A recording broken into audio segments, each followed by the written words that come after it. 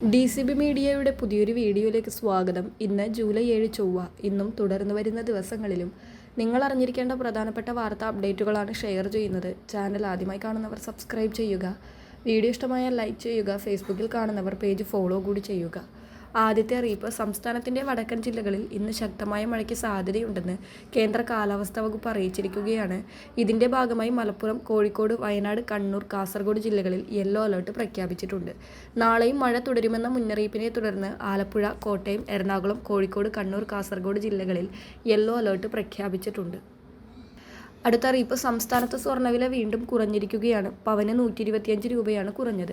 1,06,520 രൂപയാണ് ഒരു പവൻ സ്വർണത്തിൻ്റെ ഇന്നത്തെ വില. ഗ്രാമിന് ആനുപാതികമായി 10 രൂപയാണ് കുറഞ്ഞത്. 13,440 രൂപയാണ് ഒരു ഗ്രാം സ്വർണത്തിൻ്റെ ഇന്നത്തെ വില. അതോടൊപ്പം വരാനിരിക്കുന്ന ഒരു വർഷം സ്വർണം വാങ്ങുന്നത് ഒഴിവാക്കണമെന്ന് പ്രധാനമന്ത്രി നരേന്ദ്രമോദി ഇന്ത്യൻ പൗരന്മാരോട് ആഹ്വാനം ചെയ്ത സാഹചര്യത്തിൽ കൈവശം സൂക്ഷിക്കാവുന്ന സ്വർണത്തിൻ്റെ അളവിനെക്കുറിച്ചും നിയമങ്ങളെക്കുറിച്ചും ചർച്ചകൾ സജീവമാണ്. ഇന്ത്യയിൽ ഒരാൾക്ക് സ്വർണം കൈവശം വെക്കുന്നതിന് നിയമപരമായി പ്രത്യേക പരിധികളൊന്നുമില്ല. കൃത്യമായ രേഖകളും വരുമാന സ്രോതസ്സും ഉണ്ടെങ്കിൽ എത്ര സ്വർണം വേണമെങ്കിലും കൈവശം വെക്കാം. എന്നാൽ രേഖകളില്ലാതെ സ്വർണം സൂക്ഷിച്ചാൽ അതിന് കനത്ത വില നൽകേണ്ടി വരും.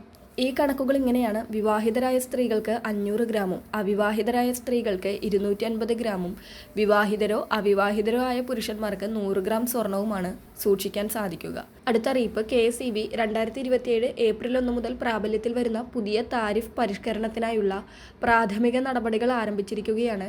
ഉപയോക്താക്കൾ നേരിട്ട് ഉപയോഗിക്കുന്ന വൈദ്യുതിയുടെ എനർജി ചാർജിൽ വലിയ വർധനവ് ഉണ്ടാകാൻ സാധ്യതയില്ലെങ്കിലും കണക്ഷൻ അടിസ്ഥാനത്തിലുള്ള ഫിക്സഡ് ചാർജിൽ നേരിയ വർധനവ് ഉണ്ടായേക്കാമെന്നാണ് റിപ്പോർട്ട് സൂചിപ്പിക്കുന്നത്. നിരക്ക് വർധന സംബന്ധിച്ച ഔദ്യോഗിക അപേക്ഷ വരാനിരിക്കുന്ന നവംബർ മാസത്തിന് മുൻപായി സമർപ്പിക്കാൻ സംസ്ഥാന വൈദ്യുതി റെഗുലേറ്ററി കമ്മീഷൻ നിർദ്ദേശിച്ചിട്ടുണ്ട്.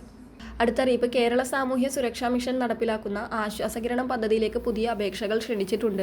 പൂർണ്ണമായി കിടപ്പിലായ രോഗികൾ, മാനസിക വെല്ലുവിളികൾ നേരിടുന്നവർ, ക്യാൻസർ, പക്ഷാഘാത ബാധിതർ തുടങ്ങിയവരെ വീടുകളിൽ നിർത്തി പരിചരിക്കുന്ന ഉറ്റ ബന്ധുക്കൾക്കാണ് ഈ പദ്ധതിയിലൂടെ പ്രതിമാസം 1000 രൂപ ധനസഹായം നൽകുന്നത്.